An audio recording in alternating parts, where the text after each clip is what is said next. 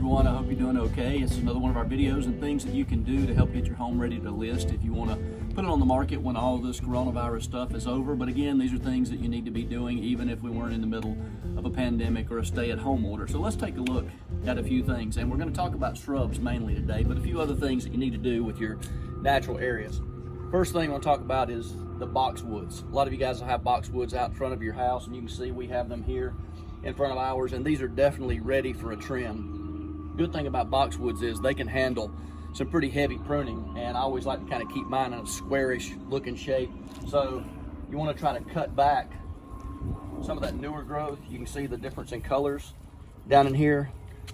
The thing about trimming a boxwood is though that you don't want to cut all that growth off. You want to shape and try to keep some of the new growth as much as you can. And like this one, if I cut back too far in it, I'll actually cut off all the growth and I won't have any leaves on the front. So you have to be careful about that, but it's still something that you need to do, and it helps increase the curb appeal of your house. Now let's look at something else. Okay. Now at the lower part of our house, we have a loropetalum. That you recognize the loropetalum by these pinkish leaves, purplish leaves, and they also have these pinkish blooms.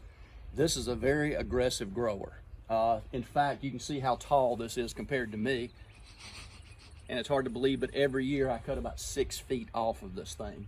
And next time I go to prune it, which I need to do when it's finished blooming, you always want to wait till that's done in the spring so that you'll get a good bloom the next time. But I'm actually going to cut this back to right about here, and it's a project. I'll admit that. I have to get in there with hedge trimmers, and I have to get in there with cutters and everything else just to cut that off, but it'll grow back. In just a few months, it'll be thriving again and cover up the window that's behind it. But I want to show you something else if you come look at the back of it. Okay, you can see that this one sits at the corner of our house, and one of the things that home inspectors always look for is, are shrubs touching the house? You want to keep things away. So not only do I have to cut this down at the top, but I also need to come and cut down right through here so that I've got a pathway up in there. Now once, you can't really see it from there, but back up in there, it's away from the house, but I just need to cut this corner off and also get it away from this pencil shrub, just so that's able to stand out and be the focal point that it's supposed to be. Let's go look at something else. Okay, now this is a camellia, and I love these. They have beautiful blooms on them throughout the year, and it can also take a good bit of pruning, but you can see it's filled in this space. And so again, I need to take it back down to right about here. There's a window on the other side of that.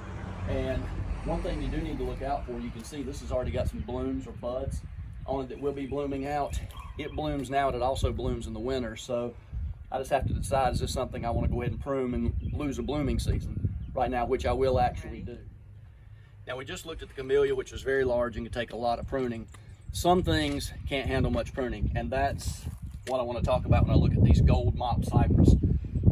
These are a beautiful plant. They add a lot of different color to the front of your house, but the problem with these, because they're coniferous, is you can only prune so much, and these have gotten to the point that I really can't prune them back and make them look good. So one of the projects I have for the fall, but something you may need to look at now, is sort of a total renovation of this area. We're going to actually pull these out in the fall, and you can also see it's another type of shrub, sort of like a boxwood here, but this one has some damage. I don't know if it's disease or what.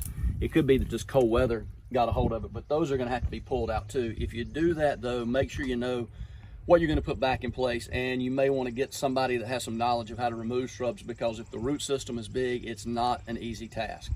So that's an area that's going to have to be redone. That may not be something you want to take on if you're getting ready to list your house. You may want to consider that that might be someplace you have to be willing to give some money back at closing so that the new buyer can do that.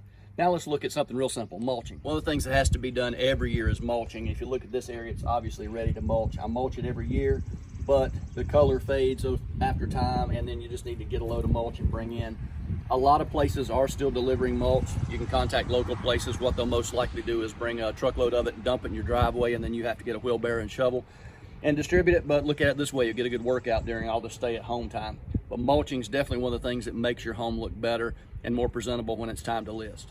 Another thing you need to take into consideration, and this is not even if you're going to list your house, just something that needs to be done every year, is fertilizing, especially your ornamental shrubs. Now these are crepe myrtles. I have them all on the back of our property, and this is a great product for them. It's called Hollytone, and it just really helps them thrive, helps them bloom better during their bloom season. And basically you just take a small cup of it and put right around the base of each plant. So that's something you can pick up at your local big box home improvement store. I'm not necessarily endorsing products, but this is one that I found over the years really works great.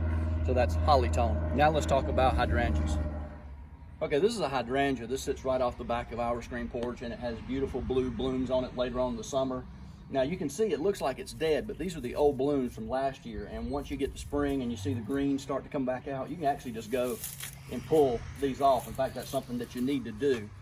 A great product for this is also the holly tone. If you have a hydrangea that you want to bloom blue, but hydrangeas bloom, or at least their color is determined by the acidity of the soil. Now, over to the side, got these two newer ones. There's one on either side, and my wife wanted them to be pink.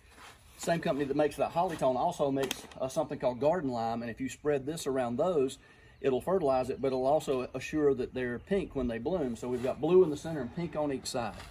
So those are just a few tips to help you get things ready on the outside of your house to get ready to list it. So those are some things that you can do around your house that'll help spruce up things around the natural areas and make them look better when you get ready to list. And again, a lot of these are things that we need to do every year regardless of whether we're selling our house or not. The one thing I would warn you against is make sure you know what the rules and regulations are where you live about what you can get out, what you can go pick up. Some companies are still delivering stuff. If you can go out and get things, just make sure you follow the rules, do social distancing, and just take care of yourself. But look at it this way, if nothing else, it may give you a little something else to do during these times that you maybe hadn't thought about. But again, thanks for looking and listening. And if you need to know anything about listing your house or just have some other questions, please contact me, Randy, at First Fruits Realty. And you can get me at randy@firstfruitsrealty.com, or you can call me on the number that's listed at the end of this video. Thanks again for watching.